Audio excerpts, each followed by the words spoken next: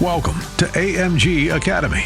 Get ready to dive into a vibrant community where insurance professionals come together to discuss the latest in sales techniques, innovative business strategies, and the power of collaboration. Whether you're looking out for the next big trend in sales or seeking insights into strategic business growth, this is your hub. This is AMG Academy.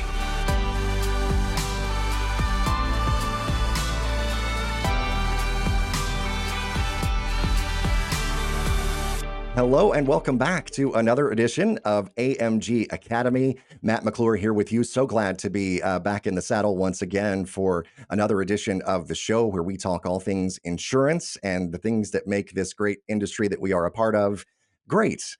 Once again, I am glad to be joined by another wonderful guest here on the show. I've got Joe Brandau, a National Marketing Director with AmeriLife Marketing Group. Joe, how are you today? Hey, I'm doing awesome. I appreciate you having me this morning. Yeah, no problem at all. It is right in the middle of busy season. As we record this, we are in the middle of AEP for the 2025 benefit year. And we were talking a little bit before we started recording here. It's like, there's never a dull moment, but it seems like this year that's really true. Honestly, I think everybody's caught off guard this year. I don't care what kind of seasoned vet you are in the industry this year. I think we all had plans and they're getting disrupted mid stride. So we're all just trying to ride the wave this year because it's definitely got a rip current in there. So I hear you. It's like, as the old saying goes, about the best laid plans. I think that's very true this year. Talk about yourself for just a second here, Joe, as we get started, just for people who might not know you or might not have had the pleasure of making your acquaintance just yet. How long have you been in the business and what drew you to the business here, first of all? It's actually an interesting story. My dad was the founder of CrossFit of Palm Harbor, and DP, who is our now VP of life and like the life side of everything here, him and Kyle, one of the other marketers here, used to go to my dad's gym. He founded it over here at CrossFit of Palm Harbor. So when he was starting up the gym, I was helping out a lot, because I was younger and I was just starting to get him, just help pops, it's his new, it's his new gym. And I just seen these two guys and they just seemed like they actually just really didn't care about life as much. I mean, shoot, you're going to CrossFit. This was 10 years ago. It's $140 a month for a membership. So I'm like, what are these guys doing? They don't, they just seem lackadaisical, and I'm in sales. So, I'm like, I could tell these guys are in sales. So I'm like, what's going on? What are you guys doing? So I figured out what they're doing. And 10 years later, here I am. I feel like I've got a pretty unique approach on this industry, though, because although I am a marketer here at AmeriLife, I also have a license to write. My 7th month in, the first year, I made $24,000 on taxes. And it was a hard ride. So I had to get my license 7th month in to get my 7th month to get in this first job. I got my license. So majority of the marketers are not actually licensed. So I'm actually one of the few licensed agents as well. So in addition to me having nothing but FMO 10-year experience, I do have 10 years of actually writing experience as well. So I think I have a bit of a unique spin on things. Yeah. That definitely brings a unique perspective to it in the business. And yeah, I mean, when I started with AmeriLife about 2.5 years ago now, a little over 2.5 years ago, in the radio program and doing, all the media production stuff that I do for the company as well. I actually did that same thing. It was one of the first things I did was get licensed because I'm like, I want to know more about all the stuff I talk about. To market a product, so it's really funny. I just did a training with one of my teams over in Alabama. I actually flew out there, and in that, I was in a room with a couple of the agents have 3,000, 4,000 Medicare Advantage clients on the books. So I'm talking these are top tier agents, and just sitting in a room with like 15 to 20 of these agents, and me just we're just going over products, and actually it was me. Cigna was actually first doing their presentation on hospital indemnity, and I was just helping her out. I was just adding some nuggets into her conversation, and it's really interesting how much the writing agent fancies the knowledge of a marketer and how much the marketer fancies like the knowledge of a writing agent. So it's really funny how you just have a small conversation about the back end of insurance, and the writing agents just love that because that's not their day to day, but that's where they want to be. And then the same thing on the marketer. We love to hear those micro wins that makes, I do this, this, and this as a mic, because we don't have those micro strategies as much as a marketer. So, I mean, we do, but it's just really interesting how even though they're the same lane, they're completely separate. Yeah. It's funny. It's like it's not quite the same. It's like you're, maybe not quite the same lane. I'm trying to think of the best analogy. You're on the same highway going the same direction, but maybe you're in lanes right beside each other, Oh yeah. Oh, 100%. Yeah. Well, that's awesome. Well, thank you for bringing your experience not only to the job every day, but of course to the show this time around. And we're excited to be. Yeah, no, it's great to have you and to bring that expertise and that experience and those different perspectives, because we're talking about something that is really important, and I think has upended a lot of maybe different aspects of the Medicare business, the Inflation Reduction Act, the IRA. Couldn't agree more. Yeah. And how about, how it has changed and continues to change the Medicare market. We're now in the second year now of this act being in effect, right? Yeah, and that's the thing that's kind of interesting because, I've been on a call with Aetna, and I see them on their Medicare Advantage and PDPs talking about how happy and what position they are at this current time with the Inflation Act, where it's going, where it's headed for them. I've seen a WellCare on their earnings report, them talking about their current position with PDPs now, showing that they only have a 0 to 1% margin and how they're actually happy in its position, whatnot, moving forward. So it's very interesting to hear at one side of the coin, these carriers talking about how incredibly understanding they are of what's going on, where it's at, versus what we're actually seeing them do on the other side of the coin. We're not seeing them being prepared. We're not seeing them ready for things. And this year, we're now, almost a full month, not quite a month, but almost a month here into AEP. And I've run a lot of numbers, and these numbers are not looking good for the greater majority of agents. And their whole goal and their whole initiative on paper is one thing. Them saying how ready and prepared they are is one thing. And what we're actually seeing is just not the case this year. And I could go over it a little more in details there for you as well. But that's basically we're just not seeing this be the great release that we're kind of looking for. Yeah. And that was going to actually be my next question to you, is just kind of to expand on that and talk about why you think that is. So on paper, you get to say that the Inflation Reduction Act caps seniors at $2,000 in out-of-pocket expenses for their drug costs, which it does. Then on paper, you get to say that the administration this last year has allowed carriers to opt into a new program that allows them to choose not to have increases in commissions increasing to premiums above $35 a month. So that sounds amazing. Seniors are now capped at $2,000, this should be like an overbearingly good thing that you're saying on paper. This is amazing. Premiums not going above 35 year over year. Your maximum out of pocket catastrophic moved down from 8,800 to 2K.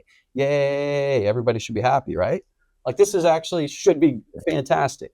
And that's the thing. Sometimes people are on the internet, and people that aren't in this industry, and they don't understand the micro movements of what this implications are saying, this sounds amazing. This is actually what's going on. We're helping seniors out. We're subsidizing Medicare even more than we should be. But the out-of-pocket. So in some cases that is correct. So for example, if you're taking 3 or 4 tier 3 drugs or above, normally you would be hitting your catastrophic limit once you hit around 8,000. And now, yes, you could actually be, in some cases with even Medicare Advantage plans in the state of Florida, I've seen somebody hit See, the biggest difference with the Inflation Reduction Act this year is the carrier's portion gets counted towards the 2K or the catastrophic amount where it normally did not. So that is a huge change that's changing the way this looks. And for example, some of the Medicare Advantage formularies are so strong with just one tier formulary. In January or February, you might have been only $300 or $400 out of pocket, and you've hit your 2K ding. You don't have, for the rest of the year, you don't have another drug cost.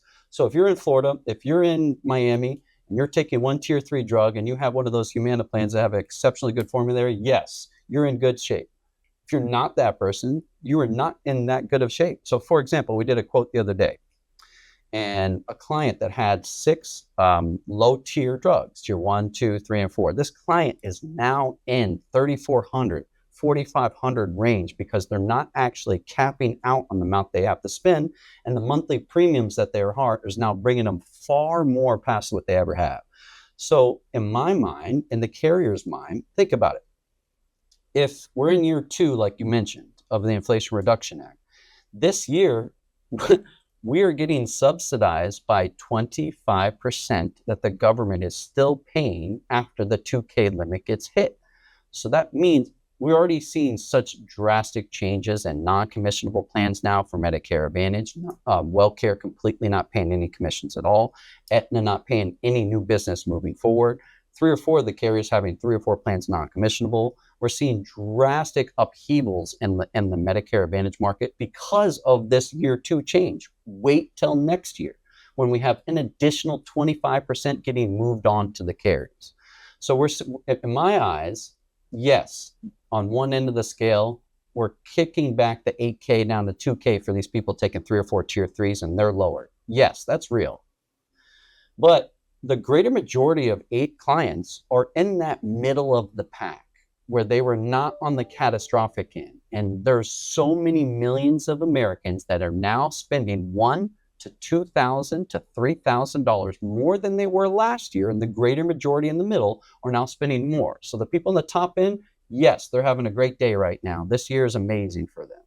But those middle of the pack people, and then where it doesn't really make sense is though the Inflation Reduction Act and this 2K limit is the same for both PDPs and both Medicare Advantage, the formularies we're seeing on most quotes are night and day better almost on the Medicare Advantage side. So now we're seeing so many carriers come in and out of the market. They're making their plans non-commissionable because they weren't ready for this kind of change. So what we're seeing is the higher end clients getting taken care of, the middle of the pack people paying much more than they were. And then the conversation of is Medicare Advantage or PDP better for you is now completely skewed across the nation because of the PDP's formularies actually being higher. I did a turning 65 presentation for one client the other day. They're taking almost 0 drugs. They took 2 or 3 generics.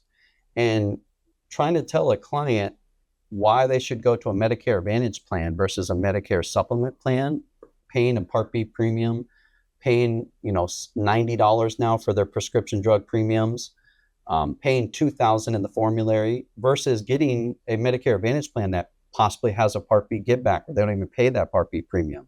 The formulary going from $2,300 down to $500.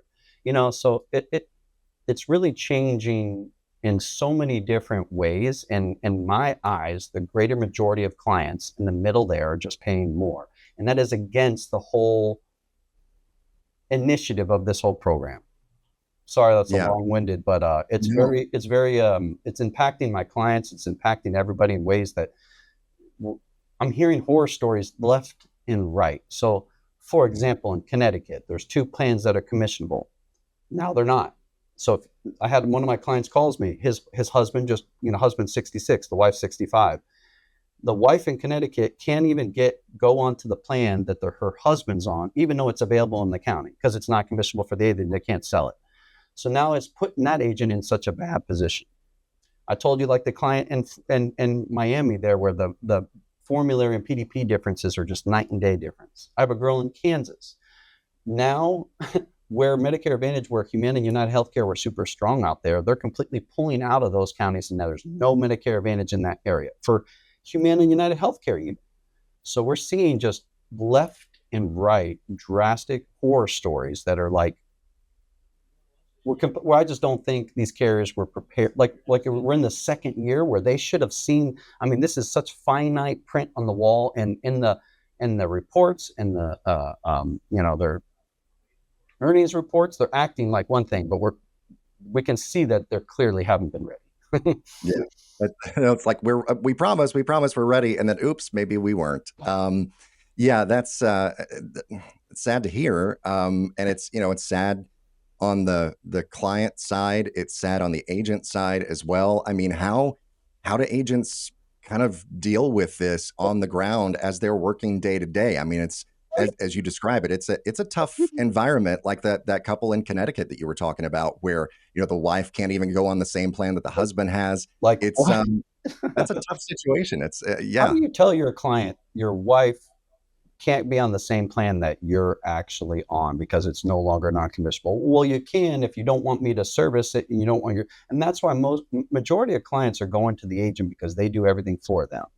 So not having the agent service it, yes, the client can get written on Medicare.gov, sign up direct. And again, that puts us in an even worse position for our clients. We have to do what's best for the client in most cases. For us to not service that business moving forward as well, it's a hard recommendation to give to the client. And it's definitely just putting us in a hard spot. And like my best agent, I just called him this morning.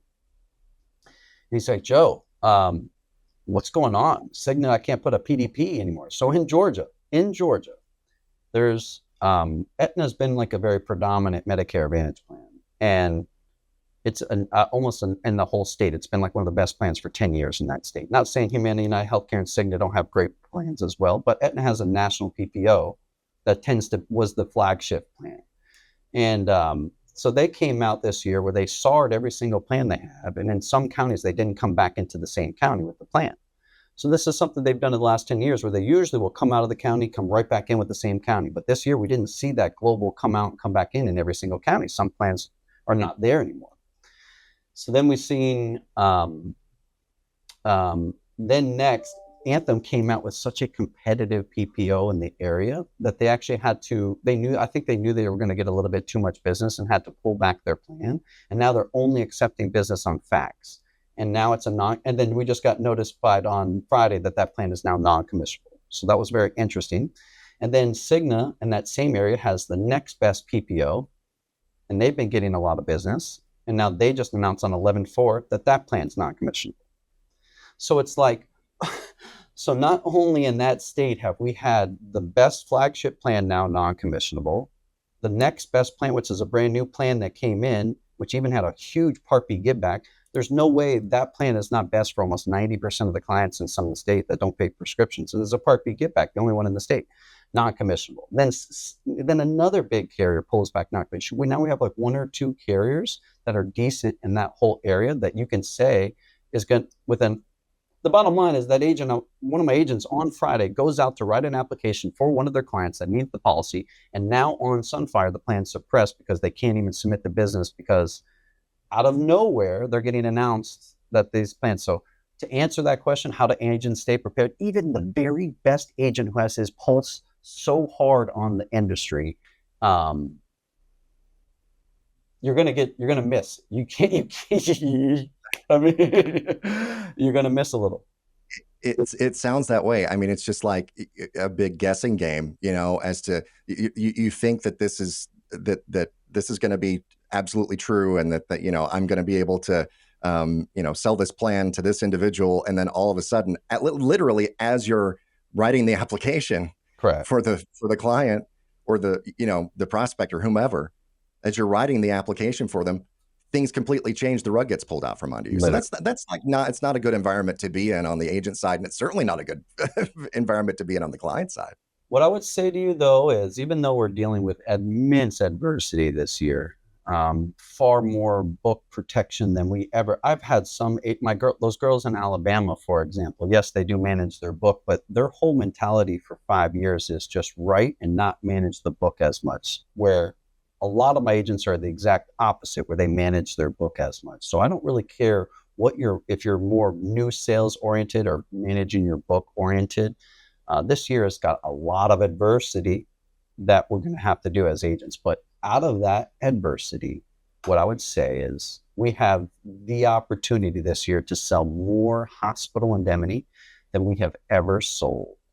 We have more opportunity now to go back against that entire book and sell them life insurance. So where it wins this year is we have an 8% fallout as agents in this industry. That means out of 94%, 92% of the people that join this industry leave, they leave. So my boss said it to me like this: Medicare Advantage is a privilege. And we have to understand a lot. We have to know Medicare, Medicaid. We have to be very fluent in this industry. And on top of being a good agent, you have to have market knowledge and strategy to stay in this industry.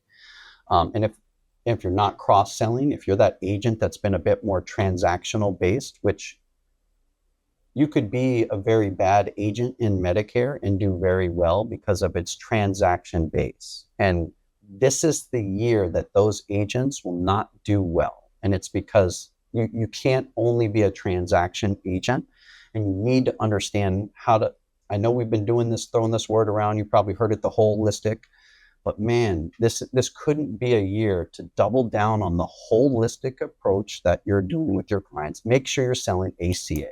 Make sure you're selling ancillary products. Make sure you double down and understand your Medicare business. That's your core. Start talking about life insurance, and then start finding your clients money with retirement income and doing annuity protection, retirement planning. Now, if you're not doing all three of these, or all these spokes of the wheel, when Medicare falls off a little bit this year, like we're seeing some pullback, that's what's going to happen. But I think there's a lot of opportunity to write more than we've ever had. So there is a silver lining around the cloud, it sounds like. Yeah, I know it sounds a little doom and gloom. It's just because it's a bit more, we're right in that thick of this change kind of implementing. And what I just don't think people are prepared for is just seeing this 20% subsidy. So I'm looking at this chart here showing like the different Part B and the regulations that's going to be moving over. And next year, 20% of the government pay. I said 25 earlier. I corrected. It's 20. Excuse me. 20% of the catastrophic phase, and then 40% into generic that the government's paying for. That is leaving next year. So we're going to get. I've told my agents, we've had 15 to 10 straight through the roof years of Medicare Advantage just going up, up, up, and up. Benefits. Take a look at our compensation. We've had, on average, I think 3% increase in commission for the street agent for the last 10 years. There's been 2 years that it didn't go up. 2 years. So, what industry have you ever been writing for 15 years that the policy you wrote 10 years ago's commission goes up year after year when you never touched it? So, yeah, I mean, we've got a lot of adversity, but there's a lot of good things going on in this industry. Most of our blocks have, before this year, close to a 95% retention rate. So there's a lot. I know I'm very concerned. I'm very adamant about what I do. And this Inflation Reduction Act, I don't think is managed correctly. And I don't think that some of the carriers were quite ready for the impact it's going to do on their actuaries. That's why they're pulling commissions on a bunch of products. They got to be profitable. We don't want to make the carriers not be profitable just so we can make money. No one wants the industry like that. So we want them to be profitable so they can actually give us the tools to continue to give them the business. That's all we want. We all want that. Good, clean business across the board. But I just think that some of this years were a little bit drastic changes. And what's very interesting is after we're starting to look at some of this is, carriers that never were mega aggressive on their plans are coming in looking like the saviors. And it's some of these carriers like, United Healthcare that never gets exceptionally aggressive with their plans year over year. They just stick with a very competitive plan. So that way, when there are drawbacks in the year, they're going to move ahead. So like, for example, Devoted does very good actuarial studies on the average amount of savings that a Medicare Advantage plan gives. So on average, they state that a Medicare Advantage plan is around 25%. So on top of original Medicare, you're getting about 25%. They think their plans are closer to the 40% range. That's why they've been getting such a good, like in the last 2 years, their plans have, they moved up to, I think, number 17. And I honestly think they'll be one of the top 6 after this AEP with some of the shakeup. That's another story. But the bottom line is, I think the carriers that were closer to that 25% average, like United Healthcare, when everybody else has to pull back their plans, add on deductibles, add on, $590 drug deductibles, increase their MOOPs, do all this, try to, increase profitability in their plan. They actually got a little bit more aggressive this year. They came out with a C-SNP plan that's almost in all counties. So I've said this for years. If I could choose one book to choose, it would be United Healthcare, and it's because of the agent of record protection that they give. And now with how their stance has always been on not coming out with a mega aggressive plan when everybody else is taking hits, they're getting more competitive. So when you stay with consolidating your book of, when I first started 10 years ago, one of the marketers around here said, "What are you doing marketing that carrier?" Yelling at me for not pitching Mutual, for not pitching United Healthcare, for setting distributions in other products. And yes, you do need to get you got to represent everybody. I get it. But when you can choose, staying with these bigger carriers, even the biggest of the biggest are going to fall. So, at least trying to consolidate with the top carriers are going to help you stay in good positions. So. Yeah, great. Yeah, and great advice there for the agents who are listening and watching. And just about out of time here, Joe. But I could talk for another hour. And I know you could as well. But 2 things. One, I wanted to ask if there's anything else that we haven't touched on that you wanted to mention really quickly that comes to mind. I would just say, as much as we want to only pitch these carriers and these products that are commissionable, at the end of the day, there's going to be some shakeup in this landscape. And the bottom line, doing what's best for your clients is always going to put you in the driver's seat. You may not get the policies that you want. You might take a $50,000 hit in your renewals this year. But always doing what's ethical, and always what's right for your client. As much as it's going to hurt us this year, I stand by that. You know what I mean? I think that we should do that as well. And I'm going to tell my agents to do the same. Yeah, job one right there. And then secondly, I just wanted to say I really enjoyed the conversation and all of the insights that you bring in. I would love to have you back post AEP and maybe do kind of a little AEP post-mortem at some point in the new year. Some post-mortem. How did everything land? I will say this too. We're doing some really great numbers right now. So we got preliminary numbers. So we are seeing great numbers so far recording. So even though the numbers are doing well, this is just my my viewpoint. So it's not all doom and gloom in any way. So there is, as we say, that silver lining that exists on all fronts. It's a big cloud, but there is the silver lining there. You got to be real. You got to know where you're going. Yeah, absolutely right. I really appreciate you having me too. Yeah, no worries. Joe Brandau, National Marketing Director with AMG. Thank you so much, sir. Really do appreciate it. And I do look forward to having you back at some point in the future. Feel free. Would love to. Thanks for joining us for this edition of AMG Academy. For more information on any of today's topics or to contact us, visit AmeriLifeMarketingGroup.com.